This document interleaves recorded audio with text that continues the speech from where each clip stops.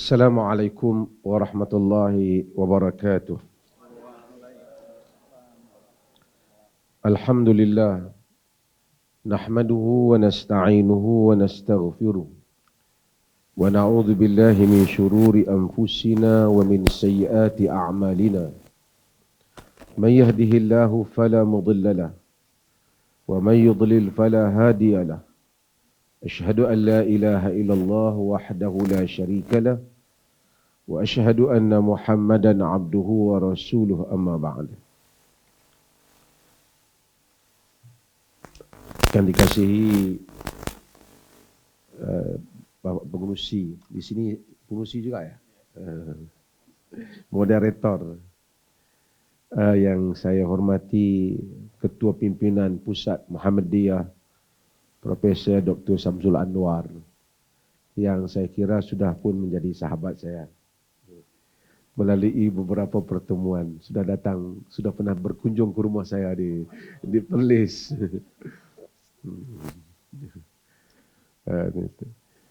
Kerana Muhammadiyah itu ada universitinya di Perlis, Universiti Muhammadiyah, Umam. Yang saya kasihi Tuan Rektor, I'm not sure in what language I should deliver my speech today, because you already delivered your speech in English, but because the moderator speaks in Indonesia, so I think I will continue in Indonesia or in Arabic.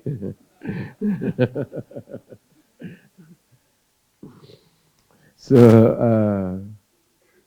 yang dikasihi Tuan Rektor Profesor Dr. Irgunawan Budianto, saya bagus juga datang ke sini, membiasakan saya melafazkan, for me to practice how to pronounce Javanese name.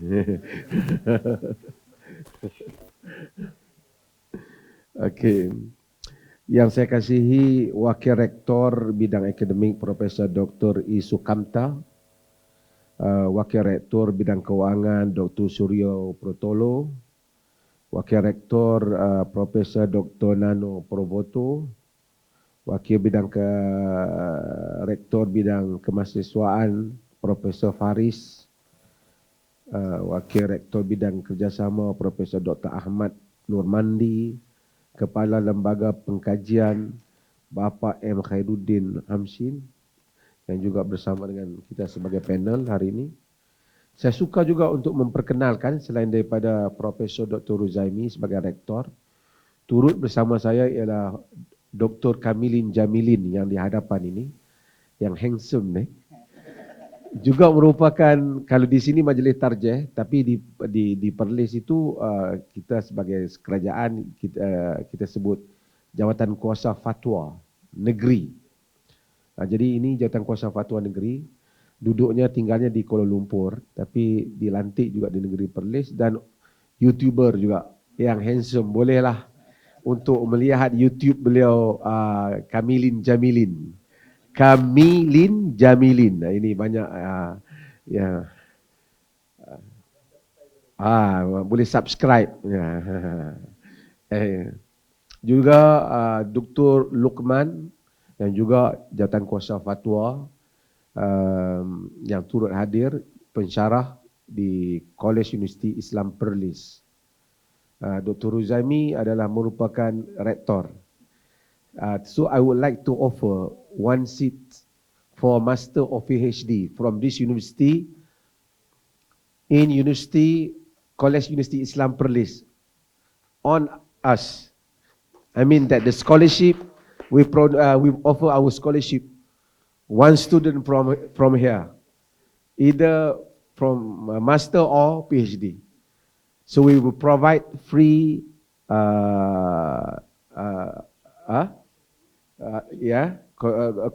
question fee and allowance and accommodation. Ya, insyaAllah.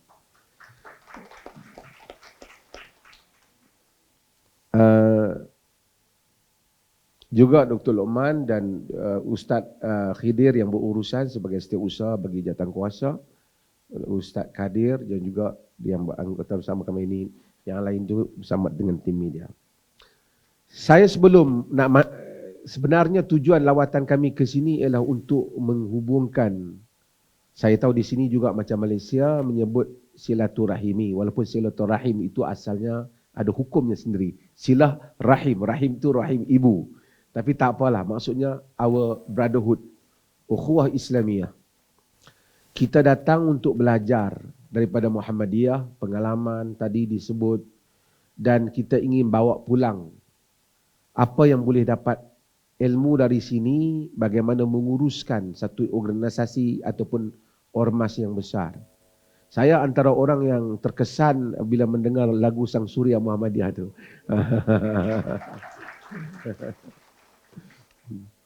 Jadi tidak semesti membawa orangnya pulang, tapi juga mungkin membawa ilmunya pulang.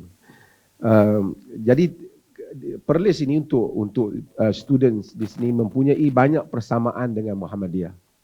Di sudut banyak praktisnya, satu-satunya negeri di Malaysia yang hampir sangat secara praktisnya dan berbagai-bagai dasarnya seperti dengan Muhammadiyah.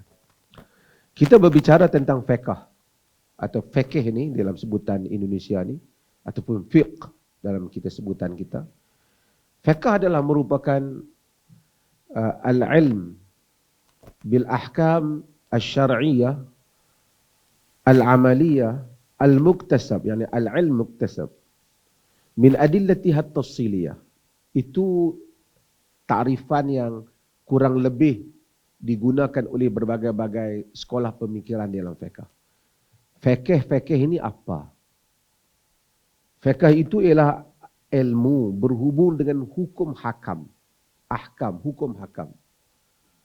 Asy-syar'iyyah, bukan hukum hakam jalan raya, kenegaraan, tapi hukum hakam syarak. Al-amaliyah, yang dipraktiskan. Ada hukum hakam yang membabitkan kepercayaan kita. Tapi fiqh adalah sesuatu yang kita praktis. Do and don'ts. Di dalam solat, ibadat, muamalat, munakahat, semua hukum apa yang boleh dan tidak boleh kita lakukan di dalam al-amaliyah yang diamalkan oleh seorang Muslim. Daripada mana hukum itu, ilmu itu diambil? Ilmu itu diambil daripada al-muktasab. Ilmu itu kesimpulan hukum. Ini hukumnya haram, ini hukumnya wajib, ini sunat, ini makruh. Daripada mana ia diambil ilmu itu? Al-muktasab min adillatiha at-tafsiliyah. Daripada dalil-dalilnya yang detail. Sumber dalil semua orang tahu, iaitu Al-Quran, Sunnah, Ijma', Qiyas yang merupakan mengikut pada hukum asas iaitu Quran dan Sunnah. Dan kemudian ada sumber-sumber yang lain yang berlaku khilaf di kalangan ahli-ahli usul. Ahli-ahli fuqaha ataupun orang yang membincangkan usul kepada hukum fiqh itu. Sumber semua orang tahu. Tapi bagaimana memahami sumber itu secara terperinci ataupun secara lebih detail. Jika ada bahasa saya yang enggak dipahami, sila angkat tangan ya. Nanti saya, itu namanya SS shock sendiri. Kalau saya saja yang faham. Jadi, untuk memahami apa itu hukum perbuatan ini apa hukumnya, amalan ini apa hukumnya, itu memerlukan dalil-dalilnya yang detail. Dalil-dalilnya yang detail. Yang dikaji oleh mereka yang dinamakan sebagai fuqaha, ahli-ahli fiqh ataupun ahli-ahli fiqh. Saya mungkin penonton saja ada juga orang banyak yang Malaysia. Nanti dia heran macam mana Dr. Mazhar sudah jadi fiqh, sudah jadi fiqh hari ini. Jadi saya kena fahamkan saya sedang bercakap di Indonesia. Jadi untuk itu kita ada, apabila Rasulullah SAW masih hidup, tidak susah. Semuanya bertanya pada Nabi. Rasulullah boleh buat ini, tak boleh buat ini. Cumanya kadang-kadang ada keadaan yang mana mereka terpaksa berijtihad sendiri. Bila mana Nabi hantar mereka ke wilayah-wilayah yang lain, ke Yaman dan seumpamanya, mereka tak ada, kalau ada hukum, terus di WhatsApp kepada Nabi, apa hukum? Tak ada.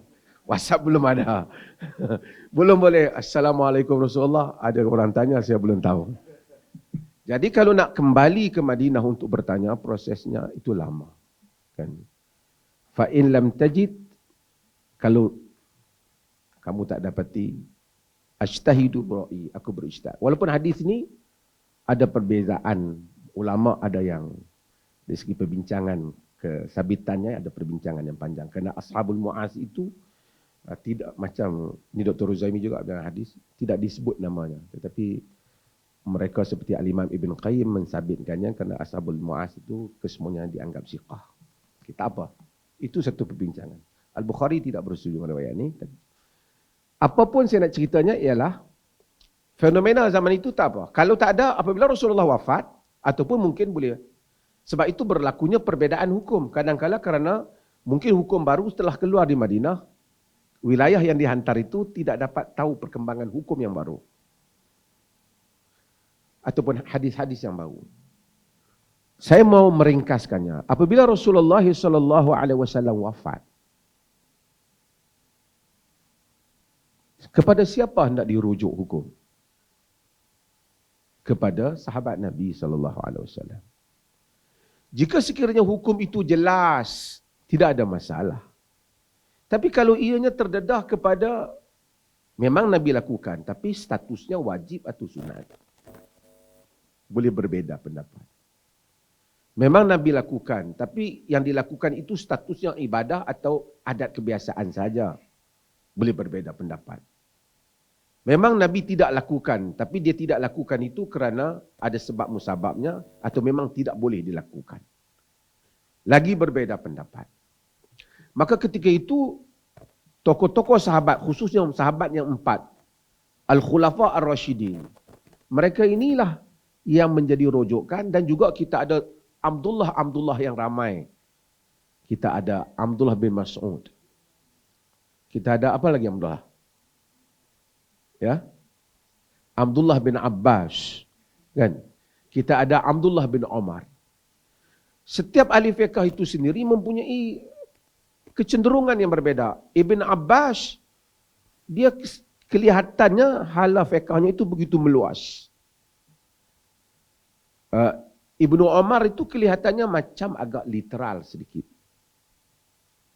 Cara berfikir masing-masing. Itu pada zaman sahabat.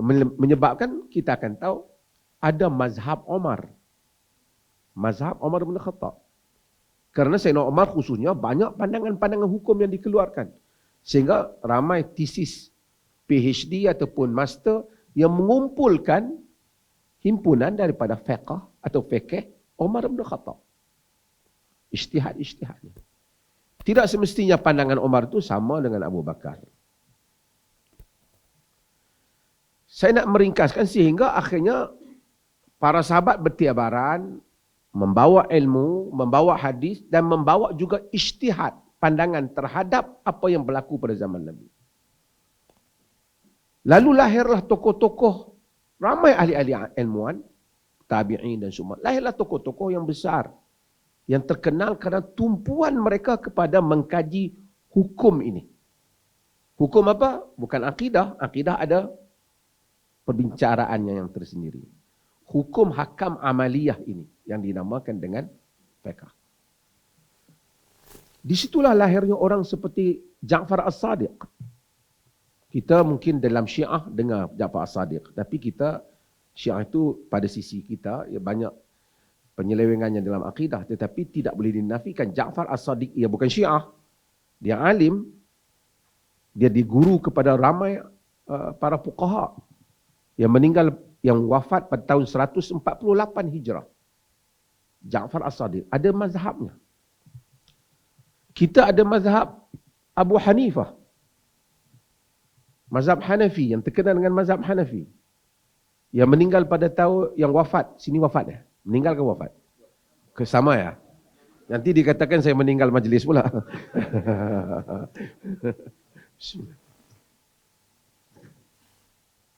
Saya ini tidak ada kertas, saya nak santai saja Pak ya. Ini kita macam kawan-kawan sajalah ya. Orang Malaysia kata kita bersembang saja. Tadi saya sebut apa? Abu Hanifah yang wafat pada tahun 150 Hijrah. Itu nampaknya satu zaman yang dekat. Pada tahun 150 Hijrah juga lahirnya Al-Imam Syafi'i. Imam Syafi'i. Dan kita juga ada pada masa yang sama Al-Imam Al-Auza'i. Dahulu mazhabnya begitu kuat. Di Beirut dan seumpamanya mazhab Al-Auza'i. Ramai orang tahu Imam Auza'i, tapi Al-Imam Al-Auza'i dan ada kuliah Al-Auza'i di Beirut itu imam yang besar. Dia merupakan imam mazhab yang berpengaruh dahulu sebelum mazhab Malik kuat.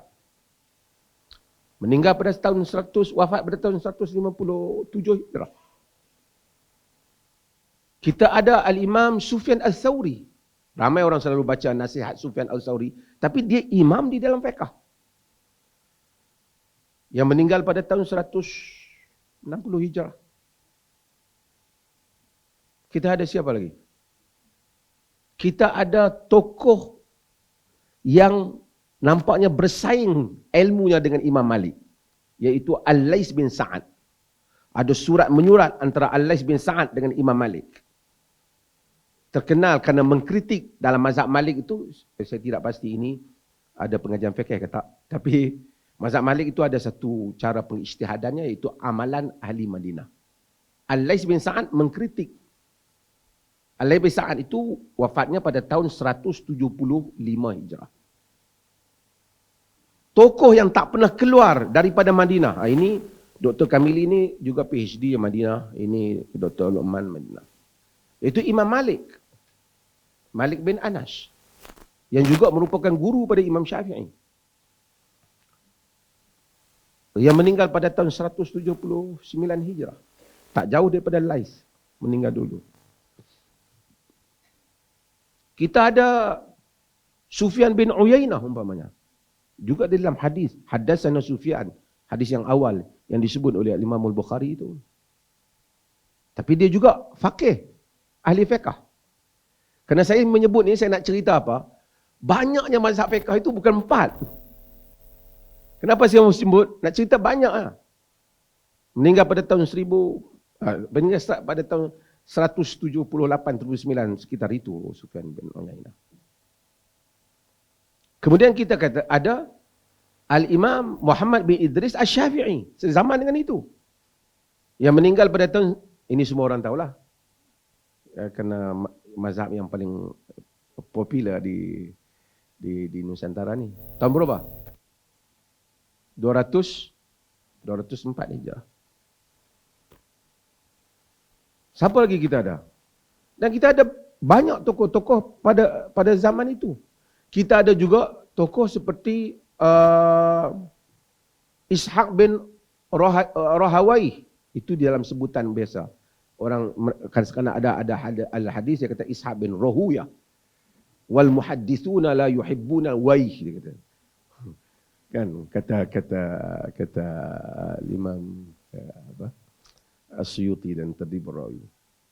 Sebab itu kalau Sibawai itu, Sibawai lah kerana dia ahli fiqh. Kalau nak ikut muhaddisunya, Sibuya. Rahawai, Mardawai, Marduya. Okey, tak apa, saya bukan nak cerita. Tapi hatta sebutan, cara menyebut juga berbeza mazhabnya itu. Kita ada Abu Thawr. Ini yang meriwayatkan sebahagian daripada kaul-kaul Imam Syafi'i dalam qaul qadim yang wafat pada tahun 240 Hijrah. Panjang-banyaklah. Saya nak cerita mazhab.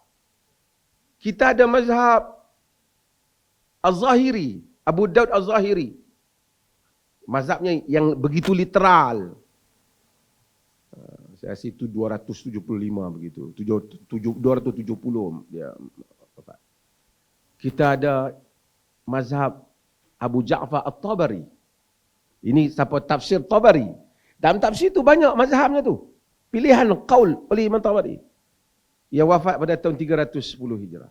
Saya nak menceritanya, Apa yang saya nak sampaikan ialah supaya kerangka pemikiran kita jangan sempit. Itu yang saya sebut itu hanya peratusan kecil daripada ribuan para sarjana hukum fiqh. Cumanya, saya terlepas seorang tokoh yang paling penting, iaitu Imam Ahmad bin Hanbal. Mazhab Hanbali yang wafat pada tahun 241 Hijrah.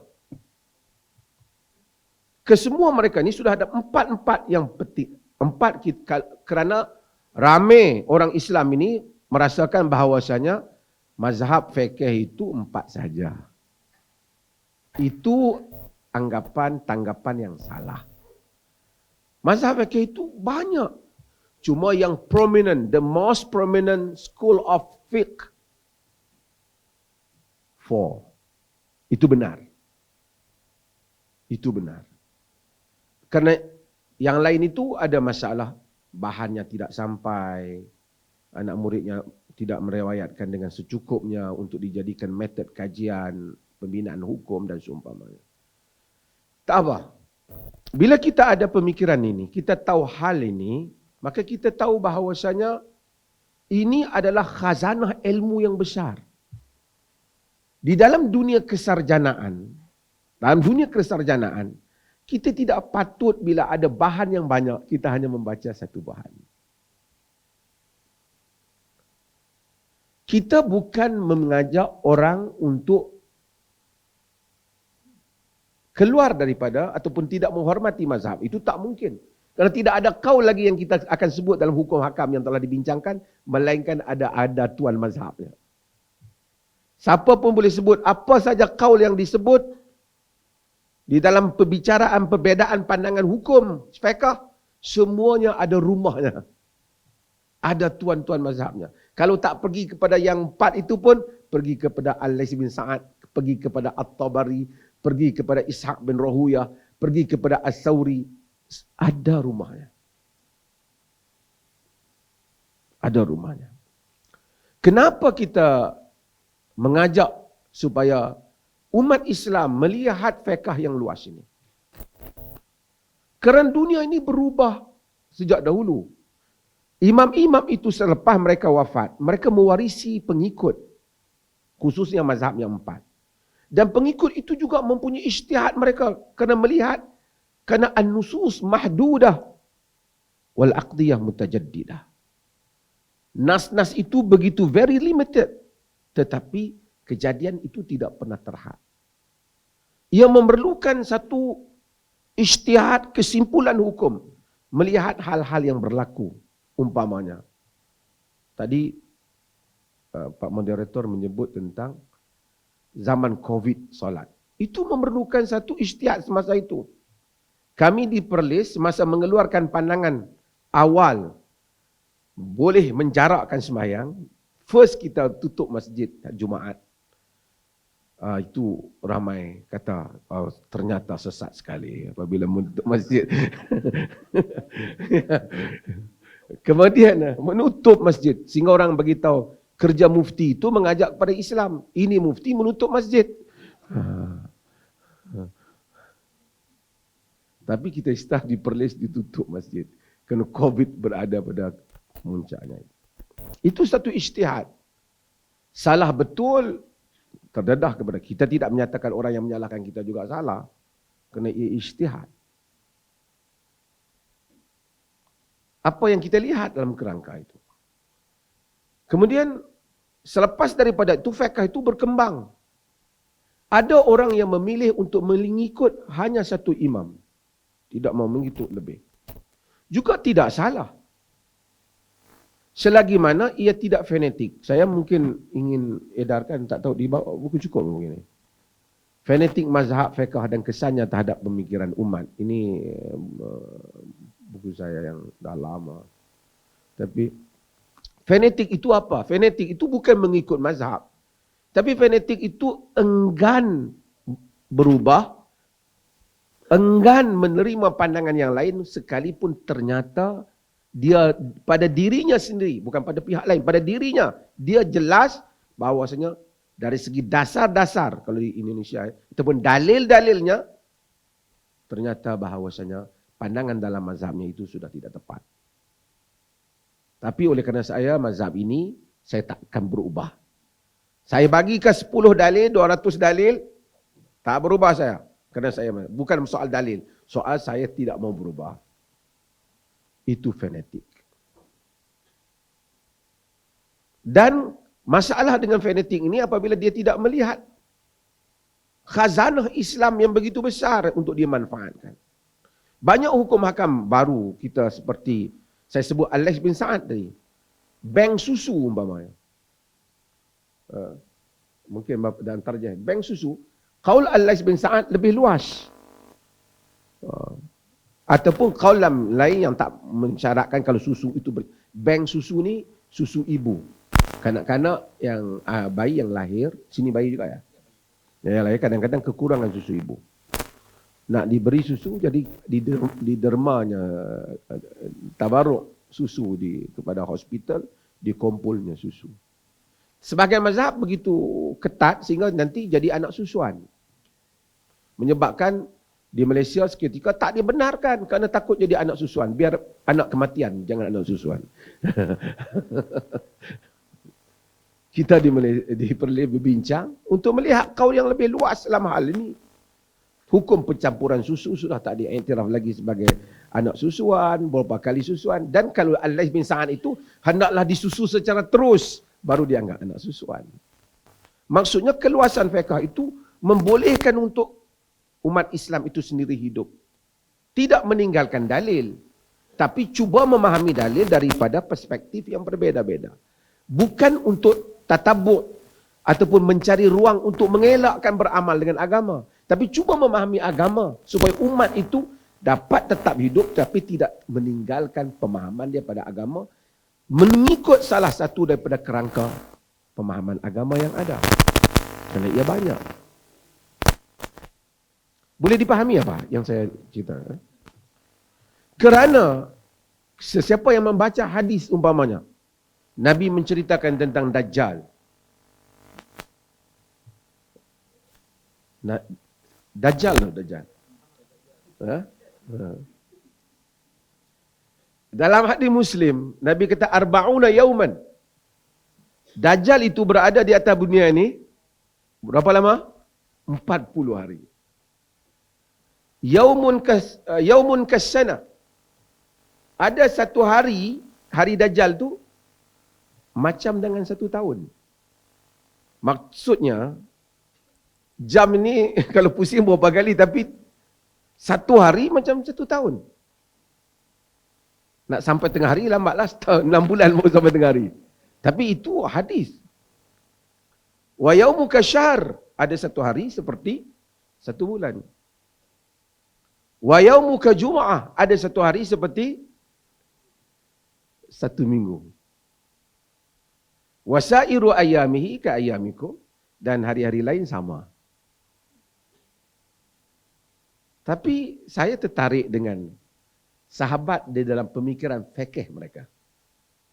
Apa mereka tanya? Ya Rasulullah, fadhalikal yawm alladhi kasana atakfina fihi salatu yawmin. Wahai Rasulullah, hari yang macam 1 tahun tu cukupkah semayangnya macam 1 hari? Maksudnya kalau panjang 1 tahun, kalau 1 hari 5 kali saja dalam setahun. Tentulah hari itu diukur daripada terbit matahari sehingga terbenam. Macam tempohnya macam setahun kalau kita kira macam setahun. Adakah cukup 3 bulan lepas semayang subuh? Tetapi Nabi kata la. Uqduru lahu qadrahu. Kamu ukur berdasarkan kadarnya. Mungkin boleh ukur dengan jam. Matahari sudah tak boleh berfungsi lagi. Ini sama kes bagi mereka yang duduk di kutub utara dan selatan yang tidak dapat lihat matahari. Ini sama juga. Fikih yang tak ada pada zaman dulu untuk mereka yang naik ke angkasa. Nanti mungkin daripada sini ada saintis, bila Indonesia berjaya melancarkan roketnya ke bulan, memerlukan hadis ini. Apa yang ingin saya sampaikan, keluasan fiqh itu penting. Dan ketasupan kepada satu hukum kadang-kadang menyusahkan. Saya pergi ke Turki. Dalam mazhab Hanafi, dia tidak boleh jamak.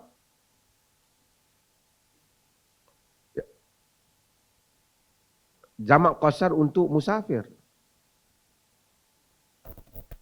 Sukar kadang-kadang mereka, melainkan di dalam haji. Haji mereka ada. Jadi, bila mereka daripada Istanbul, mufti dia beritahu, sekarang kita pun kena amal mazhab lain juga. Dalam hukum hakam muamalat, banyak ruang mazhab lain untuk diamalkan. Di Perlis, apa yang kita amalkan? Saya ada 20 minit. 5 minit lagi. Nasib baik. Terpanjang ya. Ini saya santai saja. Lah 5 minit sama yang itu zaman Dajjal.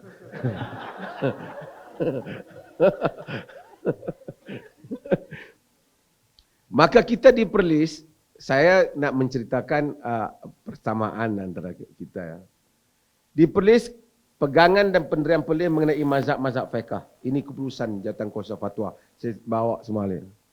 Jawatan Kuasa Fatwa dalam mentarjih dan menilai dan memilih pandangan hukum tidak terikat dengan hanya satu mazhab fiqh. Sebaliknya membahas dan mentarjihkan, yakni menilai dan memilih pandangan-pandangan fiqh yang ada di dalam 4 mazhab utama atau selain daripadanya dalam Ahli Sunnah wal Jamaah jika ada keperluan untuk berbuat demikian. Yakni keperluan untuk keluar daripada 4, jika ada keperluan kita lakukan hal itu. Ya, terutama apabila hukum hakam yang memerlukan ijtihad-ijtihad yang baru dan kerangka yang baru. Sebab itu di Perlis itu kalau pergi, sebahagian orang dia heran juga. Tapi Muhammadiyah tak heran lah. Di Perlis kunutnya tak ada sama. Saya sebut perkara yang common, yang orang Melayu suka sangat. Banyak hukum fiqh yang kita bincangkan, kunut juga yang ditanyanya. Banyak ijtihad fiqh yang kita bincangkan. Bismillah sir juga yang menjadi soalannya. Letih kita. Bagi hukum hakam yang telah ada di Perlis sama. Sini azan Jumaat 1 kali ya? Sama. Sama. Ya. Tapi kurang ditanya sebab sebagainya tak datang sembahyang Jumaat. Bagi hukum hakam yang telah ada dalam mazhab-mazhab muktabar yang tidak berkait dengan faktor perubahan, Jawatan Kuasa Fatwa akan memastikan pandangan yang dikeluarkan telah didahului oleh mana-mana mujtahid muktabar terdahulu. Maksudnya jika hukum hakam itu bukan perkara baru, apa-apa amalan kita akan cuba pastikan ada mazhab yang muktabar. Sama ada Syafi'i, Hambali, Hanafi, Maliki atau yang lain yang telah memperkatakan hukum itu. Sebab itu maka amalan-amalan dalam solat dan seumpamanya, kita mentarjihkan yang mana kuat, tapi kita tak akan tarjih satu benda yang semua imam itu tidak pernah terbayang untuk mengeluarkan qaul itu. Itu mustahil. Itu mustahil akan berlaku.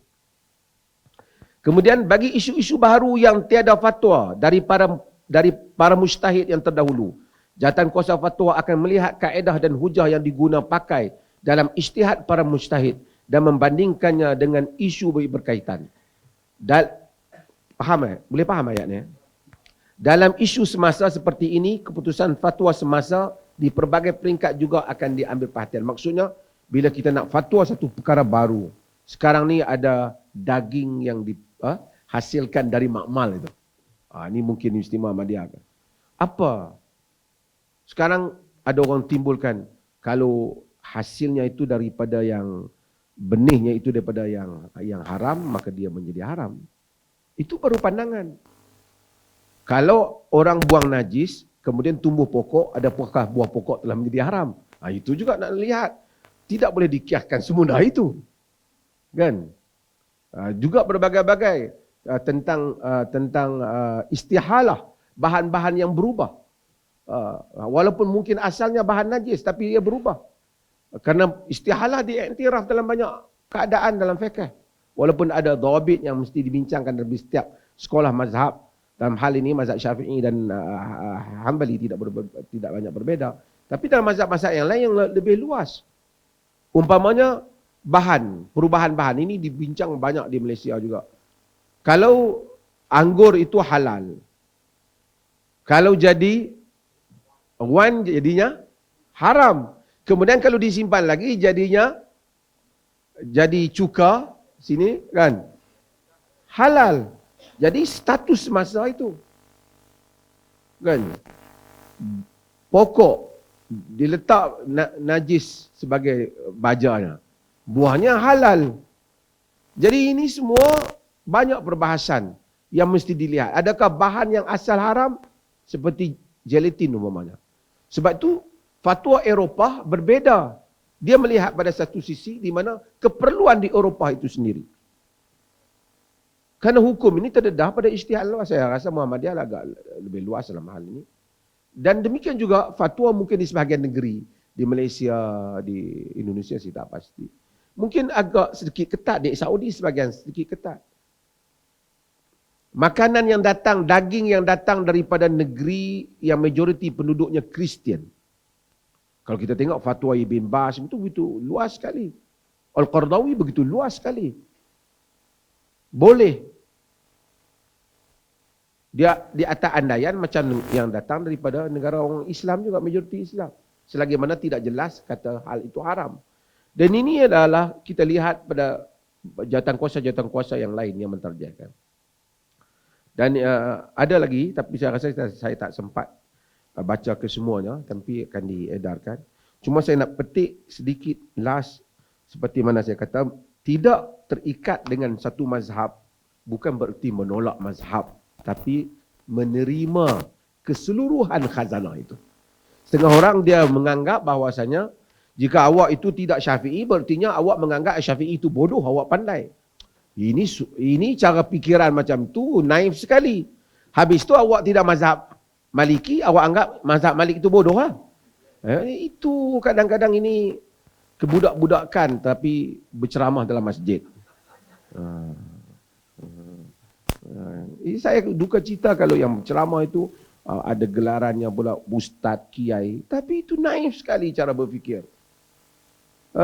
Cara berfikir. Dan ulama-ulama yang terkenal, Dr. Yusuf Al-Qaradawi umpamanya, rahimahullah, antara orang yang menyuruh supaya dibuka keluasan mazhab, supaya tidak terikat. Bahkan fiqahnya itu begitu luas Al-Qaradawi.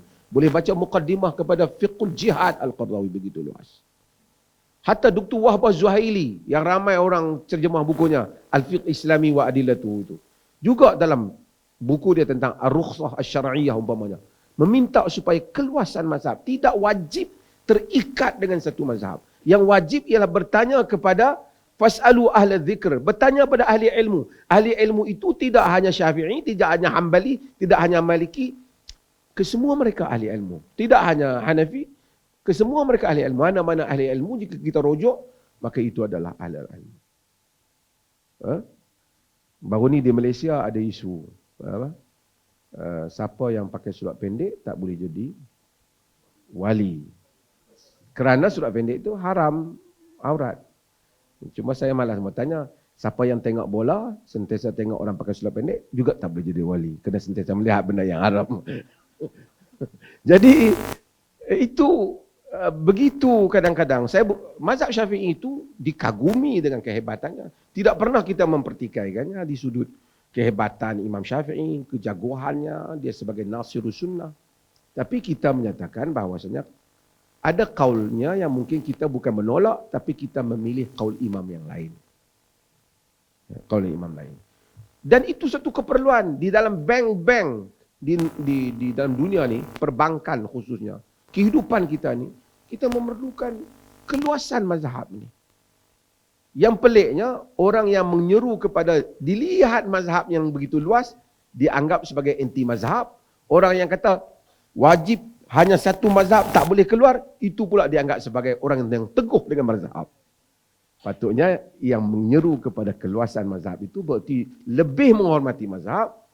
Yang kata satu mazhab itu, bukan saya menolak mereka, tapi saya rasa lebih sempit di dalam menghormati khazanah mazhab yang luas. Imam-imam mazhab, tokoh-tokoh mazhab, kita tokoh-tokoh fuqaha, mereka bermazhab. Al-Imam An-Nawawi, dia mazhab Syafi'i. Tetapi jika kita lihat praktisnya, ada perkara-perkara dalam Al-Majmu' itu berbeza dengan kaul asal Imam Syafi'i. Itu menunjukkan mereka tidak taksub. Hatta orang-orang yang luas dalam mazhab-mazhab, berbagai-bagai mazhab, kesemua mereka tidak terikat hanya dengan satu mazhab, walaupun mereka mempunyai mazhab asal. Mazhab asal itu ada bagi mereka, tapi mereka tidak fanatik dalam arti kata merubah pandangan jika ada dasar-dasar ataupun ada dalil yang lebih kuat. Terima kasih banyak. Saya bukanlah bertujuan mau datang untuk mengajar kerana saya tahu Pak Profesor Syamsul Anwar lebih ahli dalam bidang ini juga. Cuma ini orang kata sebagai kata-kata yang menghubungkan hubungan antara kita semua. Macam pantun tadilah. Bila mau meminang, saya berikan satu pantun supaya kata kita ini sama Pak. Itu saja. Okey. Assalamualaikum warahmatullahi wabarakatuh.